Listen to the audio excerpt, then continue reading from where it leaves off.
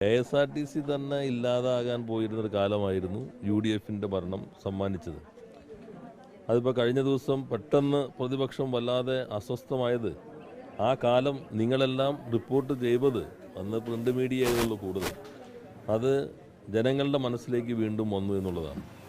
ഇപ്പോൾ KSRTCയെ തന്നെ ഇല്ലാതാക്കാൻ ശ്രമിച്ച ആളുകൾ നൽകുന്ന വാഗ്ദാനം എങ്ങനെയായിരിക്കും? എനിക്ക് തോന്നുന്നു റംദാൻ കാലത്ത് അസത്യമായതൊന്നും പറയാനുള്ളൊരു അസ്വസ്ഥതയായിരിക്കാം. പരിഭാഷയിൽ നല്ല ഭാഷാ പണ്ഡിതനായിട്ടും അത് അങ്ങനെ പറയാതെ പോയത്. കാരണം ഇത് കഴിഞ്ഞാലും ഇവിടെ പറയണം. അപ്പോൾ ഈ കാലം ഇത് ഒരു പരിശുദ്ധ മാസമൊക്കെ ആയിട്ട് കണക്കാക്കുന്ന ഒരാൾ അങ്ങനെ എങ്ങനെ പറയും എന്നൊരു ആശങ്ക അദ്ദേഹത്തെയും ബാധിച്ചിട്ടുണ്ടാകും.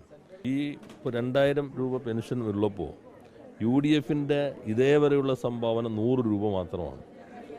ആ 100 രൂപയും കുറ്റം പറയേണ്ടതില്ല, അത് കൊടുക്കുകയും ചെയ്തില്ല. അത് പിന്നീട് വന്ന VS ഗവൺമെൻറ്റിൻ്റെ സമയത്താണ് ആ കുടിശ്ശികയും കൊടുത്തത്. അപ്പോൾ അങ്ങനെയുള്ള ഒരു ചരിത്ര പശ്ചാത്തലത്തിലാണല്ലോ ഈ രൂപത്തിലുള്ള പ്രഖ്യാപനങ്ങൾ നടത്തുന്നത്. യഥാർത്ഥത്തിൽ വിസ്മയം കേരളത്തിൽ സംഭവിക്കുന്നു എന്ന് പറയുന്നത് ഇപ്പോൾ കൺമുൻപിലുണ്ട്.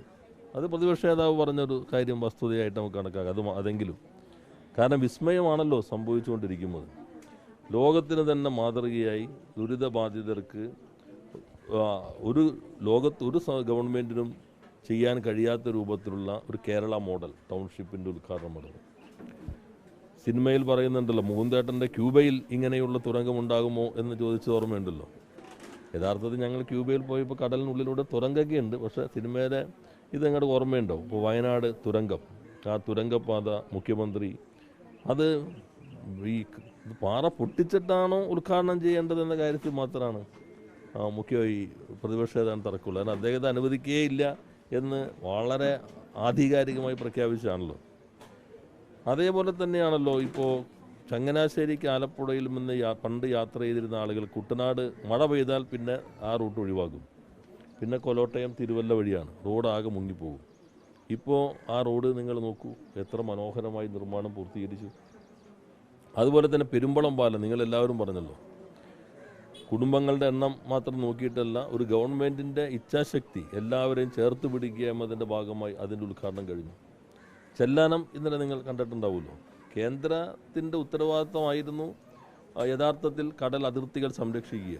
കേരളത്തിൽ നിന്ന് 8 കേന്ദ്രമന്ത്രിമാർ, അതിൽ എറണാകുളത്തിൻ്റെ MP അന്നുണ്ടായിരുന്നു. അതുപോലെ തന്നെ കൊച്ചിയുടെ MLA, അവിടുത്തെ ഫിഷറീസ് ഉൾപ്പെടെയുള്ള കാര്യങ്ങൾ കൈകാര്യം ചെയ്തിരുന്ന മന്ത്രി. പക്ഷെ കടലിൽ കായം കലക്കുമ്പോഴല്ലാതെ ഒരു പരിഹാരം ഉണ്ടായില്ലല്ലോ. ഇപ്പോൾ ആദ്യഘട്ടം പൂർത്തീകരിച്ചു, 2ാം ഘട്ടം വരികയാണ്. ആ വിസ്മയം കണ്ട് അമ്പനായി പോയ ആളുകൾ എന്തെങ്കിലും പറയണ്ടേ എന്ന് വെച്ച് പ്രഖ്യാപനം നടത്തിയതല്ലാതെ ആരും അതത്ര ഗൗരവത്തിലെടുക്കാൻ അനുഭവത്തിൻ്റെ അടിസ്ഥാനത്തിൽ തയ്യാറാകുമെന്ന് തോന്നുന്നില്ല. കാരണം ഇരുണ്ട കാലം ഇപ്പോൾ ജനങ്ങളുടെ മുൻപിലേക്ക് എത്തിയല്ലോ. ആ ഇരുണ്ട കാലം ഉള്ള ആളുകൾ ഇത്തരം പ്രഖ്യാപനങ്ങളെയൊക്കെ കേൾക്കുന്ന മാത്രയിൽ തന്നെ പുച്ഛിച്ച് തള്ളുക മാത്രമേ ഉണ്ടാവുകയുള്ളൂ. ഇപ്പോൾ നമ്മുടെ അരവിന്ദ് കെജ്രിവാൾ പുറത്തേക്ക് വന്നു.